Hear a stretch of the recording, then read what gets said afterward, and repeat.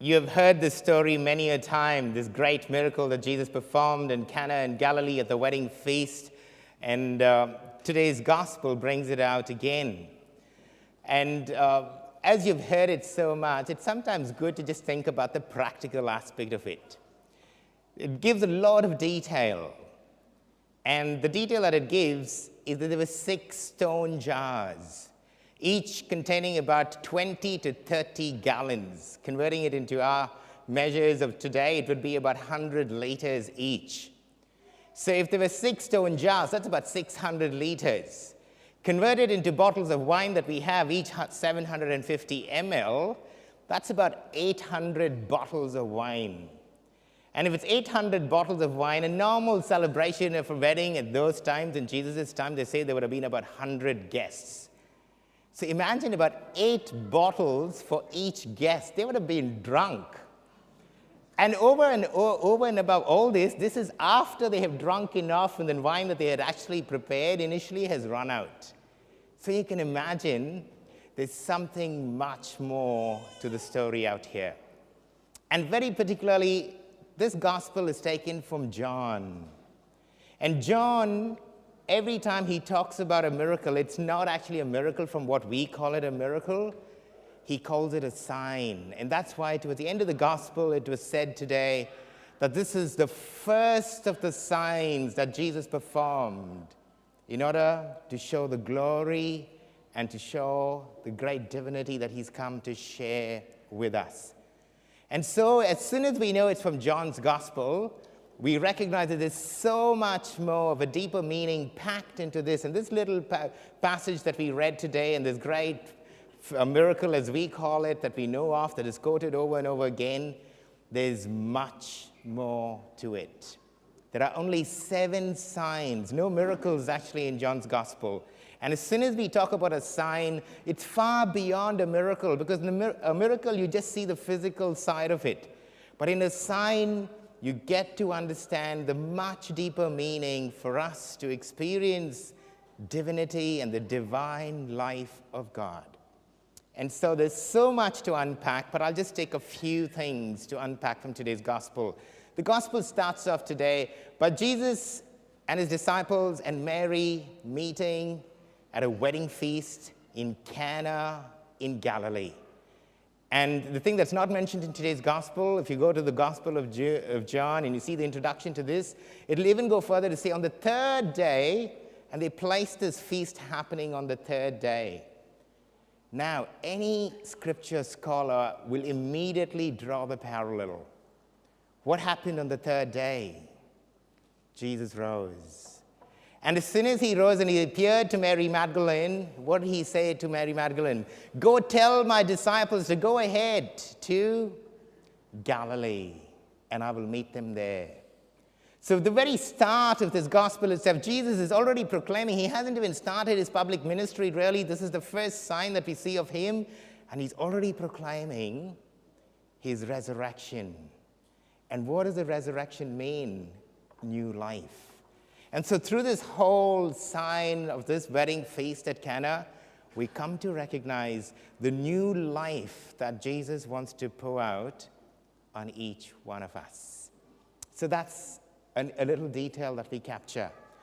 Then it's happening at a wedding feast. Now, a wedding feast, too, has so much of symbolism right through the scriptures.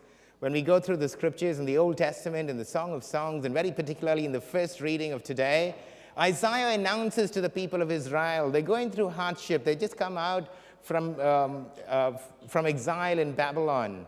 And Isaiah is promising them, saying, just like a bridegroom delights in his bride, the Lord delights in you. The Song of Songs and parts of Jeremiah will also talk so much about the spousal analogy of God and we as his people, or as his bride, the church as God's bride. So then again, through the wedding feast, we come to recognize that Jesus is inviting us now, as he begins his ministry, he's inviting us to a very deep spousal union with God.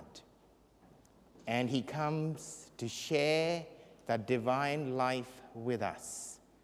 And then we see the whole miracle talking about wine and water being converted into wine. Now, water will always signify humanity. And wine, of course, we know it symbolizes a joy, and we use it for a lot of celebrations. We toast with wine to honor someone. And every time we gather together to celebrate something, of course, wine is such an important aspect of it. So we know from a very practical point of our life today that wine symbolizes joy. But from a scriptural point of view, wine will always signify divine life. And so a very small gesture that we capture in the liturgy is just before we go on to the liturgy of the Eucharist, and the priest is preparing the gifts, and he takes a chalice, he pours the wine, and then he pours a drop of water. And he says this little prayer: by the mystery of the water and wine, may we share in the divinity of Christ, who came to share in our humanity. And so by this whole celebration of water and wine that we see here, we come to recognize now that Jesus has come to share in our humanity, and because of that now, you and I can share in the divine life of God, the divinity of Christ and the Trinity. And so just having to meditate and contemplate on this gospel and these few lines itself will open our lives to a mystery that here we are as Christians. We can now share in that beautiful divine life, almost as beautiful as a spousal union, the epitome of love that God is now coming to share with us. And now we see another thing. He asks them to have the 6 jars that are there to be filled with water. Now, 6 jars, it has a lot of meaning. I'm not going to go into that. It'll be going into a long sermon otherwise. But most importantly, he tells them, fill these jars up with water to the brim. And I was telling you that the whole aspect of water signifies our humanity. So if you and I have to come to experience the divine life in his power and his glory really shared with us, we need to bring all of ourselves in our fullness of our humanity, with the gifts and the talents like St. Paul is talking about in the second reading. He says each one of us are gifted uniquely. Each one of us have unique talents, and he's blessed us uniquely. And as we come with all of that, recognizing that and filling our lives to the brim and rejoicing in all that God has blessed us in our natural selves, as we come and then offer it up to the Lord, there will be an outpouring and a transformation of that in the joy of life and the divine life that God pours out, transforming that water into wine. And lastly, a thing that we note here is also Mary's role in this whole thing. Mary sees that the wine has run out. Mary sees that this wedding feast, where there should be a lot of wine to signify the celebration, and it's run out, and she noticed this. And she goes to Jesus and says, they've run out of wine. Mary plays that important role. As soon as the church is birthed at Pentecost, you see Mary is the one who gathers all the disciples. The start of this gospel says Mary and the disciples were there together.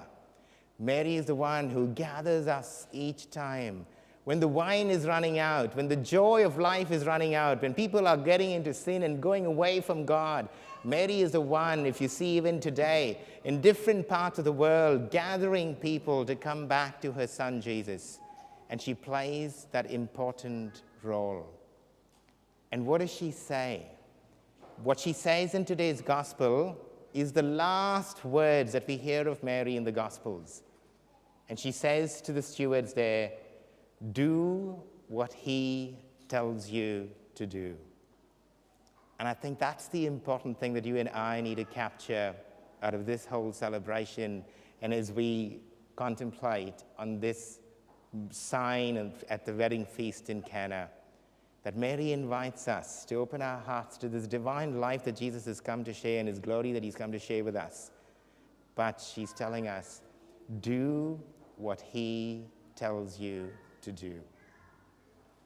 What do you think Jesus is telling you to do today? On this day, on the second Sunday of the liturgical calendar, the 16th of January 2022, what is Jesus telling you to do?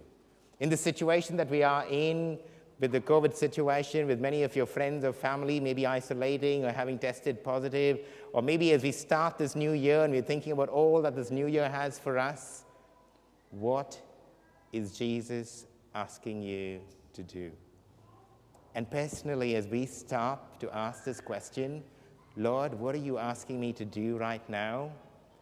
That will be the way that we will open up to this whole divine life, the grace poured out, and then to what? In abundance. 6 stone jars, 800 liters, more than ever than what we can even want or dream of, will be poured into our hearts and into our lives. And that's the invitation that the Lord is giving us, and Mary very gently prodding us on. Do what he tells you to do.